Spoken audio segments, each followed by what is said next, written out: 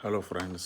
मेरा बेटा जब 10th स्टैंडर्ड में था तभी ये PS4 है, इसे मैंने ज़ोर से हथौड़ा मार दिया था यहाँ पर, जिसकी वजह से क्या हुआ था, ये जो सीडी है इसका जो गैप है, गैप अंदर चले गया था।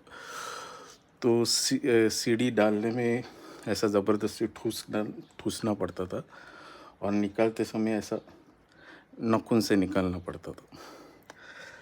तो उसका सबसे बड़ा कारण ये है कि जब वो 10th में था तो 5 घंटा PS4 खेलता था। तो मैं एक दिन गुस्से में आकर इस पर हथौड़ा मार दिया था। तो इसकी वजह से क्या होता, सीढ़ी अंदर जाने में प्रॉब्लम होता था, सीढ़ी ज़बरदस्ती ठूस के डालना पड़ता था। तो थोड़े दिन के बाद मैंने उसके नया ये भी रखा और इसके जगह एक नया PS4 खरीद के दिया बच्चे को। तो लेकिन जिस दिन मैंने तोड़ा था ये, तो उस दिन मैंने बोला कि तू 5 घंटा वीडियो गेम खेलता है, तो 5 घंटा वीडियो गेम खेलता है तो फिर लाइफ में तो कुछ नहीं बन सकता है, नथिंग, कुछ नहीं हो सकता है तुम्हारा। तो बाद में वीडियो गेम ये जो PS4 का वर्जन के बाद अचानक PS5 निकला। तो PS5 जिस समय निकला था, तो उस समय मतलब 1 साल के लिए तो फ्लिपकार्ट और अमेज़न में अवेलेबल नहीं था, 1 साल के बाद अवेलेबल हुआ।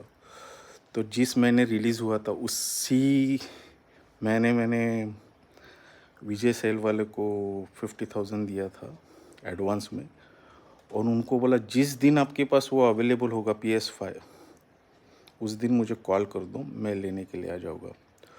तो मुझे ऑलमोस्ट 1 महीना रुकना पड़ा था। जब PS5 रिलीज़ हुआ था उसके बाद मैंने एडवांस पैसे विजय सेल्स वाले को दिए थे। तो विद इन 1 मंथ उन्होंने अरेंज किया। उन्होंने कहा आप फर्स्ट कस्टमर हो जिनको हम PS5 दे रहे हैं। तो मतलब ऐसा है कि बच्चों की खुशी भी कुछ चीज़ हमारे लिए ये होती है। मतलब तो 10th स्टैंडर्ड में मैंने इसलिए तोड़ा था कि मैंने उसे कहा था कि देखो 5 घंटा तुम वीडियो गेम खेलते, तुम्हारा लाइफ में कुछ नहीं हो सकता है। तो 10th में वो सिर्फ शाम को 2 घंटे पढ़ाई करता था। तो 2 घंटे पढ़ाई करने पर भी उसने फर्स्ट क्लास लाया है। मतलब 10th में उसने फर्स्ट क्लास लाया, और फिर 10th में भी वो 5 घंटे खेलता था, 11th में भी वो 5 घंटा खेलता था। तो 11th में भी 5 घंटा खेलने के बाद भी जो फर्स्ट एग्ज़ाम था उसका, उसने साइंस लिया था। फर्स्ट एग्ज़ाम में उसने पूरे क्लास में फर्स्ट मतलब हाईएस्ट मार्क्स लाए थे। फर्स्ट एग्ज़ाम में, सिर्फ फर्स्ट एग्ज़ाम में हाईएस्ट मार्क्स लाए थे, बाद में सेकंड थर्ड एग्ज़ाम में नहीं लाए थे। तो फिर 11th में भी 5 घंटा खेलता था। तो 12th में भी 5 घंटा खेलता था वीडियो गेम। और 12th में उसने मतलब पास हुआ वो। 12th में उसने नीट का एग्ज़ाम दिया। मतलब नीट का एग्ज़ाम वो होता है जो डॉक्टर के एंट्रेंस के लिए दिया जाता है। तो नीट के एग्ज़ाम में उसने इतने मार्क्स तो नहीं लाए कि डायरेक्टली एडमिशन हो सकता है, बट इतने मार्क्स लाए कि बाय चांस उसका नंबर लग सकता है। तो मुझे उस बेटे ने कहा कि देखो पापा, अब ज़्यादा पैसे खर्चा मत करो, अगर बाय चांस मतलब फॉर्म तो वो सारे भरने वाला है, मतलब ऑनलाइन फॉर्म भरने वाला है।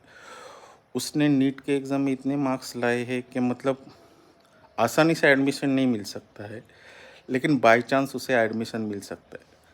तो उसने कहा कि पापा मैं सारे जितने भी हो सके पॉसिबल हो सकते सारे के सारे जो मेडिकल कॉलेज है उसके ऑनलाइन फॉर्म भरूँगा, और जिसमें डायरेक्ट अगर नंबर लग गया बिना किसी इसके, बिना किसी मतलब डोनेशन के, तो अच्छी बात है। तो मतलब उसने पहले ही कहा था, नीट देने से पहले ही कहा था, पापा डोनेशन नहीं भरूँगा, आपको डोनेशन भरने की ज़रूरत नहीं, अगर डायरेक्टली ही मेरा नंबर लगता है तो।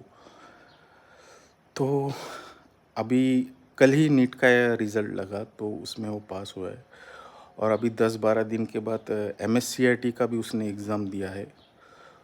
तो लेट्स सी अगर उसका एमएससीआईटी में भी उसको अगर अच्छे मार्क्स मिले होंगे, तो अगर नीट में अगर उसका एडमिशन नहीं होता है, मतलब मान लो अगर फॉर्म भरते हैं हम, उसने नीट तो क्लियर तो किया है, लेकिन नीट के एंट्रेंस में अगर एंट्रेंस तो उसने क्लियर किया है।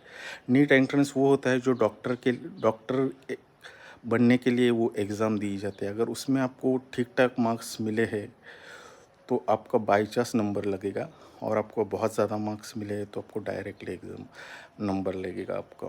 तो उसको ठीक ठाक मार्क्स मिले हैं, तो लक बाई चांस अगर उसका ये हुआ, मतलब उसका अगर नाम सिलेक्ट हुआ तो फिर अच्छी बात है।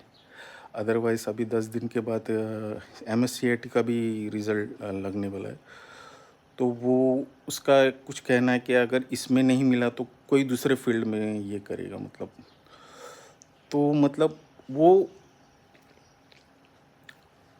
मतलब राइट फ्रॉम 7th स्टैंडर्ड से ही मैंने उसे PS4 लेकर दिया है, और अभी मुझे लगता है 1-2 साल हो गए PS5 लेकर। तो मतलब रोज़ एवरीडे वो 5 घंटा खेलता है, मतलब एवरीडे ऑनलाइन गेम खेलता है 5 घंटा। तो मैंने बहुत बार न्यूज़ चैनल में देखा है कि आपके बच्चे अगर 5 घंटा वीडियो गेम खेलेंगे तो वो साइको है, या फिर साइको बनेंगे, या फिर वो पागल हो जाएंगे। ऐसा ऐसा कुछ नहीं होता। मतलब जो इंसान पहले से ही साइको है और वो वीडियो गेम खेलेगा तो वो एक डोरेमोन का दुनिया बना देता है। वो वीडियो गेम के कैरेक्टर्स को रियलिटी में करके बोलना शुरू कर देता है कि वीडियो गेम के कैरेक्टर के साथ मैं रोज़ खेलता हूँ, रियली में खेलता हूँ। तो वो ऑलरेडी साइको होते हैं, मतलब उनका जो ये होता है, ऑलरेडी वो साइको बच्चे होने के कारण वो वीडियो गेम खेलने के बाद वो अलग से बिहेव करते हैं। लेकिन जो नॉर्मल इंसान होते हैं वो 5 घंटा खेले, 6 घंटा खेले, वो नॉर्मल ही रहेंगे। उनके लाइफ में कोई कुछ फ़र्क नहीं पड़ेगा। मैंने बेस्ट एग्जांपल दिया है। Right from the 7th standard वो PS4 खेल रहा है। अभी रिसेंटली 2 साल हो गए PS5 खेल रहा है। एवरीडे वो 2 घंटा खेलता है गेम, और उसने 11th भी क्लियर किया है, 10th भी क्लियर किया है, 12th भी क्लियर किया है। नीट की एग्ज़ाम भी मतलब पास हो चुका है वो, और एमएससीआईटी की एग्ज़ाम में भी दे रहा है। तो फिर जो लोग ये कहते हैं कि मोबाइल खेलने से बच्चे साइको होते, तो ऐसा नहीं। मोबाइल खेलने से मोबाइल या टीवी गेम खेलने से बच्चे साइको नहीं होते। वो ऑलरेडी पहले जो साइको बच्चे होते वो मोबाइल खेलने के बाद कुछ अलग होते हैं। फिर उन और फिर उसके उसके बाद क्या होता है, मोबाइल बदनाम हो जाता है और टीवी गेम बदनाम हो जाता है। बट ऐसा कुछ नहीं होता। अगर आप नॉर्मल इंसान हो और आप 5-6 घंटा भी वीडियो गेम खेलते हैं तो वो आपके लाइफ में कुछ भी ये नहीं करेगा। इनफैक्ट मैं भी लॉकडाउन के समय 5-5 घंटा, 6-6 घंटा, जब लॉकडाउन था 6-6 घंटा मैं भी PS5 खेलता था। तो इससे लाइफ में कुछ नथिंग, कुछ डिफरेंट, कुछ फ़र्क नहीं पड़ा है।